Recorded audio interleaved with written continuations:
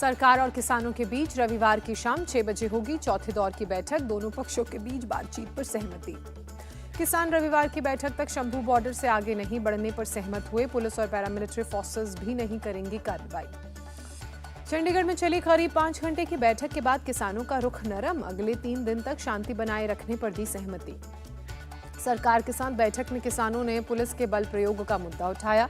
Police के इस्तेमाल किए गए आंसू गैस के शेल्स भी दिखाए। बैठक में मौजूद पंजाब के सीएम भगवंत मान ने पंजाब की सीमा में शेल छोड़ने का विरोध किया। कहा, हरियाणा सरकार को शांति रखनी चाहिए। सीएम मान ने पंजाब के 3 जिलों में इंटरनेट सेवा बंद करने का मुद्दा उठाया। कहा, बच्चों के एग्जाम्स चल रहे हैं, तैयारियों में मुश्किल आती है। केंद्रीय मंत्री अर्जुन मुंडा ने किसानों के साथ बैठक को बताया सकारात्मक। कहा, एमएसपी कानून की मांग पर सरकार विचार करेगी। सूत्रों की खबर, किसानों से मीटिंग से पहले पंजाब सीएम और वित्त मंत्री हरपाल चीमा से मिले पीएम मोदी के मंत्री। चंडीगढ़ के ताज होटल में हुई बैठक। किसानों के दिल्ली चलो मार्च से जुड़ा संयुक्त किसान मोर्चा आज शाम 4 बजे तक ग्रामीण बंद का आह्वान किया।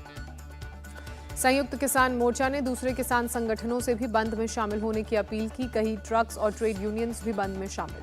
किसान नेता राकेश टिकैत की किसानों से आज खेत में नहीं जाने की अपील। कहा, यह आंदोलन की एक नई विचारधारा है। किसान नेता गुरनाम सिंह चडूनी ने आज 3 घंटे टोल फ्री का ऐलान किया। कहा, हरियाणा में दोपहर 12 से 3 बजे तक रखा जाएगा टोल फ्री। गुरनाम सिंह चडूनी ने शनिवार को हर तहसील में 12 बजे से ट्रैक्टर परेड का आह्वान किया। कहा, 18 फरवरी को सभी किसान और मजदूर संगठनों की होगी संयुक्त बैठक। हरियाणा के 7 जिलों में इंटरनेट बंद बढ़ाया गया। 17 फरवरी तक के लिए फैसला। हरियाणा पुलिस ने अंबाला के शंभू बॉर्डर पर उपद्रव करने वाले किसानों के वीडियो जारी किए। कुछ किसान पुलिस पर पथराव करते नजर आए। वीडियो में आमने सामने नजर आए किसान और पुलिस। मौके पर जमकर हुआ हंगामा। पुलिस ने वीडियो जारी कर लोगों से अपील की उपद्रवियों की पहचान कराने में मदद करें। उत्तराखंड के बाजपुर में किसान प्रतिनिधियों की बैठक हुई। शंभू बॉर्डर और खनौरी बॉर्डर पर जुटे किसानों का मुद्दा उठा। ग्रामीण भारत बंद की तैयारी और किसानों के समर्थन में दिल्ली कूच पर बनी रणनीति। बाजपुर में चल रहे भूमि बचाओ आंदोलन को आगे की रणनीति पर मंथन। पीएम मोदी का आज हरियाणा दौरा। रेवाड़ी में 9,750 करोड़ से ज्यादा की विकास परियोजनाओं की सौगात देंगे। रेवाड़ी में बनेगा देश का 22वां एम्स। पीएम मोदी आज रेवाड़ी के गांव माजरा में एम्स की रखेंगे आधारशिला। प्रधानमंत्री गुरुग्राम मेट्रो रेल परियोजना की भी आधारशिला रखेंगे। दोपहर 1:15 बजे विकसित भारत विकसित हरियाणा रैली को संबोधित करेंगे। केंद्रीय मंत्री राव इंद्रजीत सिंह ने कहा, रेवाड़ी एम्स का हरियाणा के कई जिलों को फायदा मिलेगा। राजस्थान के भी मरीजों को फायदा होगा। हरियाणा दौरे से पहले पीएम मोदी राजस्थान को देंगे 17,000 करोड़ की सौगात। एनटीपीसी के 300 मेगावाट के नोखरा सोलर प्लांट का उद्घाटन करेंगे। पीएम मोदी सुबह 11 बजे वीडियो कॉन्फ्रेंसिंग के जरिए विकसित भारत विकसित राजस्थान को संबोधित करेंगे। कई विकास योजनाओं का शिलान्यास का कार्यक्रम। पीएम मोदी ने सोशल मीडिया पर लिखा, हमारी सरकार राजस्थान के अपने परिवारजनों का जीवन बेहतर बनाने के लिए कोई कसर नहीं छोड़ने वाली।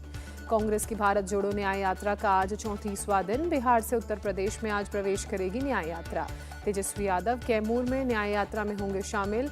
धनेछा इंटर कॉलेज में जनसभा को संबोधित करेंगे। कांग्रेस महासचिव प्रियंका गांधी आज न्याय यात्रा में शामिल होंगी। यूपी के चंदौली में राहुल गांधी के साथ यात्रा में हिस्सा बनेंगी। यूपी के राज्यसभा की जंग उत्तर प्रदेश में दिलचस्प हुई। बीजेपी के 8वें प्रत्याशी संजय सेठ ने नामांकन दाखिल किया। बीजेपी के 8वें उम्मीदवार पर अनुराग भदौरिया ने कहा, चाहे जितना जोर लगा लें, जीतेंगे समाजवादी। हिमाचल की इकलौती राज्यसभा सीट पर टक्कर होगी। कांग्रेस के अभिषेक मनु सिंघवी और बीजेपी के हर्ष महाजन आमने सामने। कर्नाटक की 4 राज्यसभा सीट पर भी चुनाव होंगे। आखिर वक्त में जेडीएस के कुपेंद्र रेड्डी ने किया नामांकन। अब 5 उम्मीदवार हुए। टीएमसी सांसद मिमी चक्रवर्ती ने पद छोड़ने का ऐलान किया। सीएम ममता को फैसले की जानकारी दी। जादवपुर से सांसद है मिमी के इस्तीफे पर बोले कुणाल घोष, पार्टी सुप्रीमो ममता बनर्जी इस मामले को देख रही हैं। झारखंड में आज होगा चंपाई सोरेन मंत्रिमंडल का विस्तार। जेएमएम और कांग्रेस कोटे के 9 मंत्री लेंगे शपथ। हेमंत सोरेन के भाई बसंत सोरेन और भाभी सीता सोरेन हो सकते हैं मंत्रिमंडल में शामिल। राजभवन में दोपहर 3 बजे होगा शपथ ग्रहण समारोह। महाराष्ट्र बीजेपी अध्यक्ष चंद्रशेखर बावनकुले का बयान। बोले, राष्ट्रवादी कांग्रेस के संबंध में जो निर्णय आया उसके लिए अजीत पवार को बधाई। चंद्रशेखर बावनकुले ने कहा, विधानसभा अध्यक्ष ने जो फैसला दिया है वो विधानमंडल की परंपरा और नियम कायदे से दिया है। मुंबई में एनसीपी कार्यकर्ताओं ने जश्न मनाया। स्पीकर के फैसले के बाद सेलिब्रेशन हुआ। स्पीकर ने अजीत पवार के पक्ष में फैसला दिया। पश्चिम बंगाल के संदेशखाली में आज बीजेपी के डेलीगेशन का दौरा। पार्टी अध्यक्ष जेपी नड्डा ने गठित की 6 सदस्यीय फैक्ट फाइंडिंग टीम। बीजेपी की फैक्ट फाइंडिंग टीम पर टीएमसी प्रवक्ता ने कहा, मणिपुर, यूपी, बिहार में अपनी टीम क्यों नहीं भेजती बीजेपी। बीजेपी प्रदेश अध्यक्ष सुकांत मजूमदार को अपोलो अस्पताल में डे केयर में शिफ्ट किया गया। लाठीचार्ज में घायल सुकांत को आईसीयू में इलाज के लिए भर्ती कराया गया था। पश्चिम बंगाल के हावड़ा में बीजेपी का प्रदर्शन। संदेशखाली घटना को लेकर सड़कों पर उतरे कार्यकर्ता। संदेशखाली मुद्दे को लेकर बंगाल में बवाल। ममता बनर्जी ने कहा, बीजेपी फैला रही है झूठ। संदेशखाली केस की जांच के लिए बना रहे हैं कमेटी। बीजेपी नेता सुवेंदु अधिकारी ने ममता बनर्जी पर पीएफआई, सिमी और टुकड़े टुकड़े गैंग को संरक्षण देने का आरोप लगाया। कहा, राष्ट्र विरोधी हैं, इसलिए आरएसएस के खिलाफ बोलेंगी। बीजेपी नेता रविशंकर प्रसाद का बयान। संदेशखाली हिंसा पर सीएम ममता का बयान महिला विरोधी। संदेशखाली हिंसा पर बोले बीजेपी सांसद दिलीप घोष। शाहजहां शेख, शिबू जैसे अपराधियों को बचा रही ममता। संदेशखाली को देखकर नंदीग्राम की याद आती है। जो गलती लेफ्ट ने की वही ममता बनर्जी कर रही हैं। बीजेपी नेता दिनेश त्रिवेदी का बयान। ममता राज में महिलाओं पर अत्याचार की एफआईआर भी दर्ज नहीं। संदेशखाली हिंसा पर सुप्रीम एससी आयोग की सदस्य अंजू बाला का बयान। उत्तर प्रदेश के सीएम योगी आदित्यनाथ का आज प्रयागराज दौरा। राजेंद्र प्रसाद राष्ट्रीय विधि विश्वविद्यालय के उद्घाटन समारोह में शामिल होंगे। दिल्ली की मंत्री आतिशी का केंद्र सरकार पर आरोप। सरकारी अधिकारियों को राज्य सरकार के साथ काम करने से रोका जा रहा है। दिल्ली के नरेला में आग का कहर। अलीपुर मार्केट में लगी भीषण आग में 7 लोगों की झुलसकर मौत।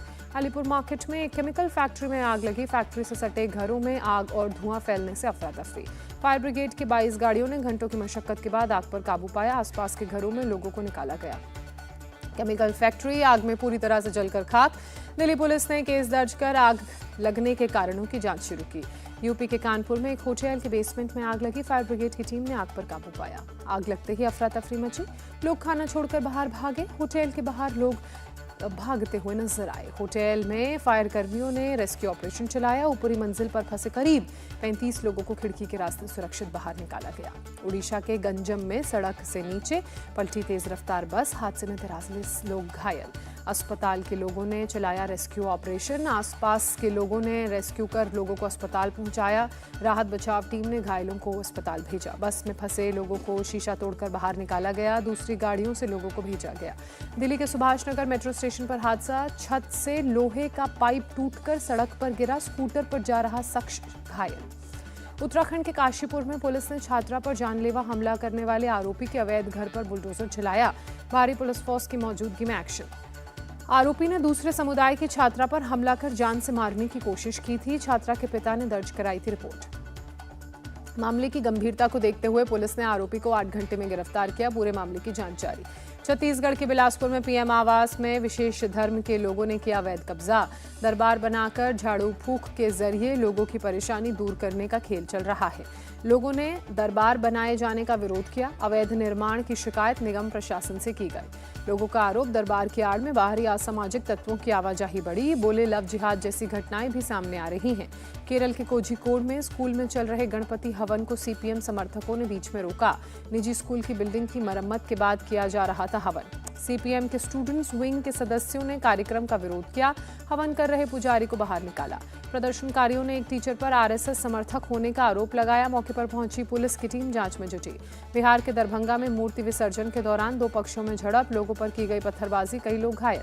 मौके पर पुलिस के जवान मौजूद। प्रशासन के मुताबिक हालात नियंत्रण में। दरभंगा के डीएम ने लोगों से शांति बनाए रखने की अपील की।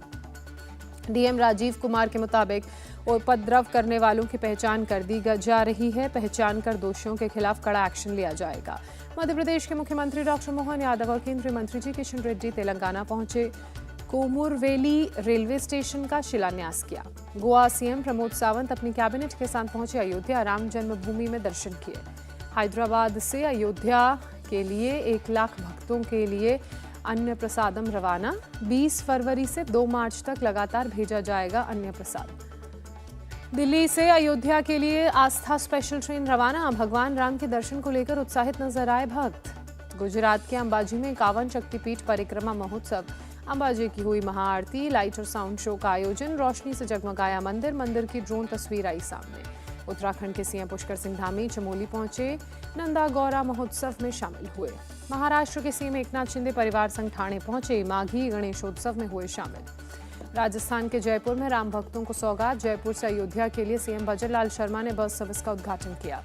सरकार ने कच्चे तेल और डीजल पर बढ़ाया विंडफॉल टैक्स, क्रूड ऑयल और स्पेशल एडिशनल एक्साइज ड्यूटी 3,200 रुपये प्रति टन से बढ़ाकर 3,300 रुपये प्रति टन की। डीजल के एक्सपोर्ट टैक्स में की गई 1.5 रुपये प्रति लीटर की बढ़ोतरी। पेट्रोल और एटीएफ पर लगने वाले स्पेशल एडिशनल एक्साइज ड्यूटी में कोई बदलाव नहीं।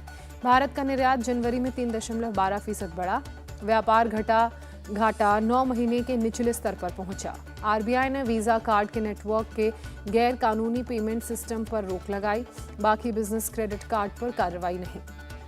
राजकोट टेस्ट के दूसरे दिन आज टीम इंडिया को बड़ा स्कोर खड़ा करना ये फोकस रहेगा। पहले दिन भारत ने बनाए 5 विकेट के नुकसान पर 326 रन। रोहित शर्मा और रविंद्र जडेजा ने शतक जड़ा। जडेजा 110, कुलदीप यादव 1 रन बनाकर नाबाद क्रीज पर डटे हुए। सरफराज खान ने डेब्यू टेस्ट में जड़ा दूसरा सबसे तेज अर्धशतक। 66 बॉल पर 62 रन की पारी खेली। पहला अंतर्राष्ट्रीय अर्धशतक जड़ने के बाद बोले सरफराज, कहा मेरे जीवन का सबसे गौरवपूर्ण क्षण। रोहित शर्मा ने रचा इतिहास, इंटरनेशनल क्रिकेट में सबसे ज्यादा छक्के लगाने वाले भारतीय कप्तान बने। एमएस धोनी को पीछे छोड़ा। रविंद्र जडेजा 3,000 टेस्ट रन बनाने के साथ 250 से ज्यादा विकेट लेने वाले तीसरे भारतीय बने। कपिल देव और अश्विन के क्लब में शामिल हुए।